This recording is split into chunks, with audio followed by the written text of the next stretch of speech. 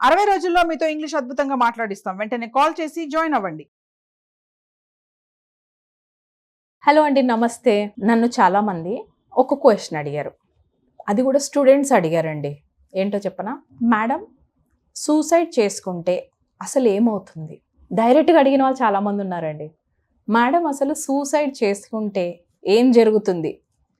ఈ పెయిన్ నుంచి అయితే రిలీవ్ అయిపోతాం కదా, ఇప్పుడు పడుతున్న బాధ నుంచి అయితే నేను బయటికి వెళ్ళిపోతాను కదా అని అడిగిన వాళ్ళు ఉన్నారు. కొంచెం బాధ వేసేది వాళ్ళు అలా అడుగుతున్నప్పుడు.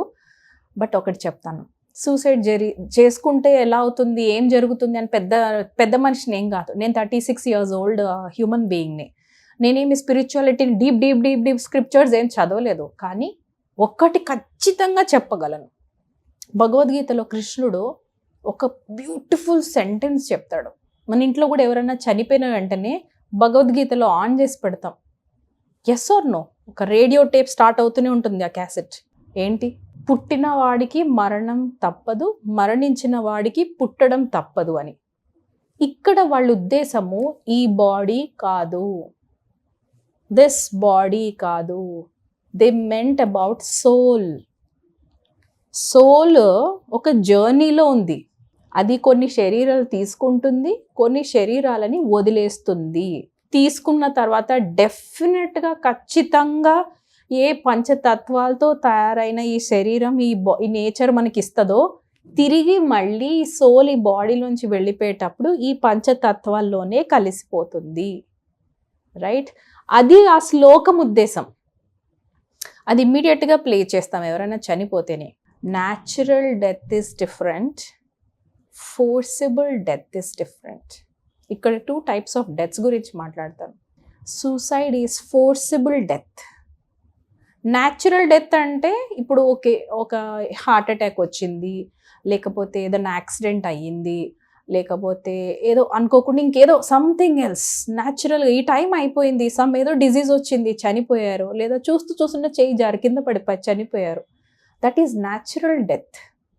ఆ డెత్ ఎలా ఉండాలి అని మన చేతిలో లేదు, అది ఆయన చేతిలో ఉంది. రైట్?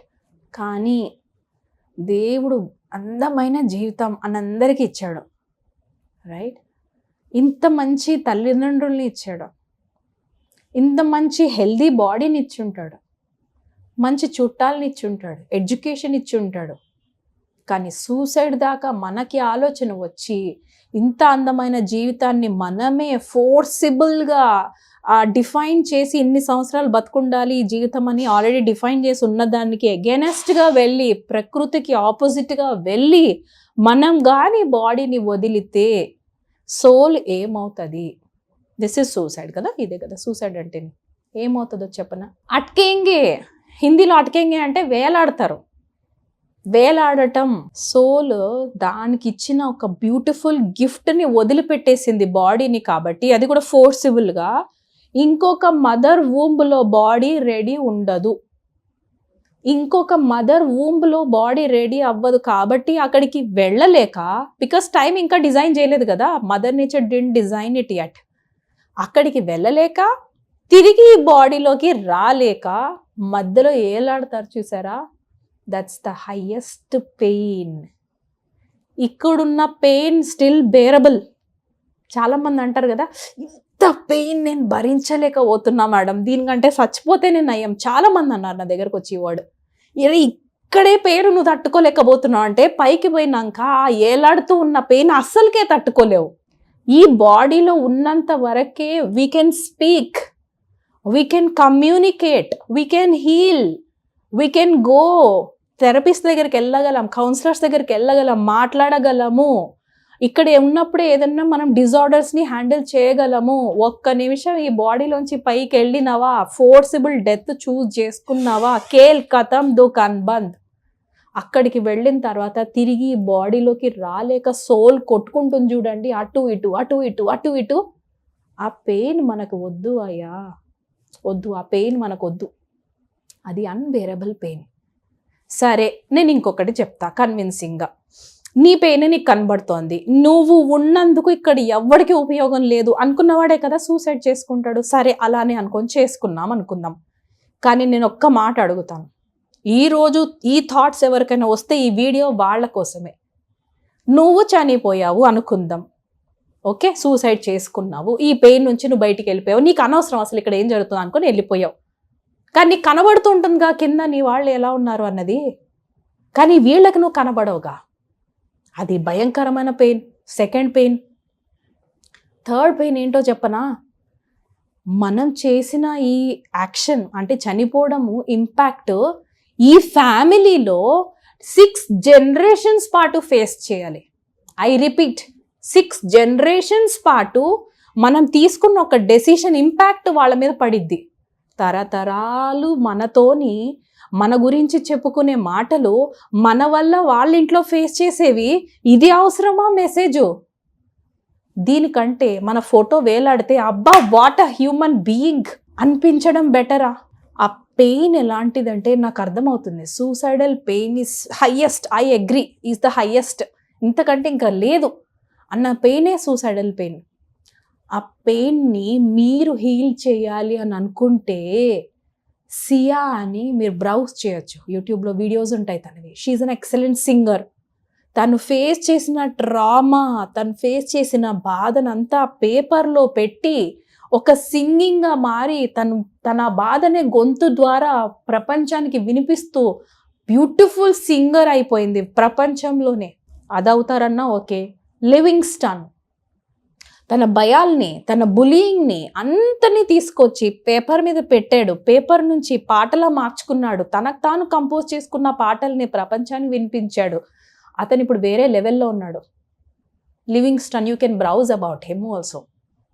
వాళ్ళ పెయిన్ని వాళ్ళు ఒకలా మార్చుకున్నారే, మన పెయిన్ని మనం మార్చుకోలేమా? Do we want to be called as a loser? మనల్ని మన ఫోటో ఎలాడదీసిన గోడకి ఒక లూజర్ కింద చూడాలి అని అనుకుంటున్నామా? Then do it. Don't do నా. మనకి ఏం లాభము? మన వాళ్ళనే మనం నరకం అనుభవించేలాంటి జీవితం వాళ్ళని అలా వదిలిపెట్టి మనం మధ్యలో వెళ్ళిపోయే ప్రయాణము కరెక్ట్ ప్రయాణం కాదు కదా. అది this is an unfinished task, right? It's an unfinished journey. వద్దు, డోంట్ డూ దాట్, రైట్? నాకు చిన్నప్పుడు ఇది ఒక ఎక్స్పీరియన్స్ జరిగింది, లేకపోతే నాకు ఇంత స్పిరిచువల్ ఎనర్జీ ఎక్కడిది లేండి చెప్పడానికి. కానీ 2nd క్లాస్లోనే అది చాలా డీప్గా అనిపిస్తుంది. మీకు అర్థమవుతుందో? I will try my best. So అది నేను ఒక డ్రీమ్ అనుకున్నాను, but actually it was an experience. Okay, ఫోర్సిబుల్గా ఒక అమ్మాయి డెత్ చేసుకున్న తర్వాత, సూసైడ్ చేసుకున్న తర్వాత తన పెయిన్ ఎలా ఉంటుందో నేను చూశాను. I have seen very clearly the way she was crying. Okay, తన పిల్లల్ని వదిలేసుకుంది. చిన్న పిల్ల, చిన్న పిల్లలు ఆ స్టేజ్కి వెళ్ళి వదిలేసుకున్న పిల్లల తర్వాత తిరిగి ఆ బాడీలోకి రాలేక తను పడిన ఇబ్బందిని నేను చూశాను. కాబట్టే నేను మీతో ఇక్కడ దాకా వచ్చి చెప్తున్నాను. నేను అది కళ అనుకున్నాను. It wasn't a dream, it was an experience, right? So నేను ఇక్కడ ఏం చెప్పాలనుకుంటే అవన్నీ తర్వాత చెప్తానండి, చాలా డీప్గా ఉన్నాయి స్పిరిచువల్ పాయింట్స్. బట్ ఇక్కడ నేను ఏం చెప్పాలనుకుంటా అంటే సూసైడల్ థాట్స్ ఉన్న వాళ్ళకి ఇమ్మీడియట్గా you need a counsellor or a therapist or a psychiatrist or a psychologist or a life coach. But you need a third person to pick you out of this. మీకు ఒకరు help కావాలి and that's totally fine. ప్రతి ఒక్కరము therapist help తీసుకుంటేనే కొన్ని సమస్యల నుంచి బయటకి రాగలము, రైట్? ఈ పెయిన్ చాలా severe. Suicidal pain is very severe, right? ఇక్కడ please take our help. Connect అవ్వండి. చాలామంది కనెక్ట్ అవుతున్నారు మనకు సుమన్ టీవీ ద్వారా. అండ్ బాగా కూడా అనిపిస్తుంది, మేడం మీరు సింగర్ అవ్వాల్సింది, మీరు ఇక్కడికి ఎలా వచ్చారు అంటే I don't want to be a singer, I want to be a speaker, right? I hope this video is helpful to you. మీకు ఏ సమస్యలు ఉన్నా సరే కనెక్ట్ అవ్వండి, మాట్లాడండి. నెక్స్ట్ లెవెల్కి వెళ్తారో లేదో తర్వాత సంగతి. మనీకి పే చేసి కన్వర్ట్ అవ్వాలా లేదా, that is secondary. But I don't want you to go to this level, okay? ఈ లెవెల్ ఆఫ్ థింకింగ్ మాత్రం వద్దు. ఇక్కడ ఖచ్చితంగా మైండ్ సెట్ మారాల్సిందే, right? I hope this video is helpful to you. Thank you so much for watching. నమస్తే.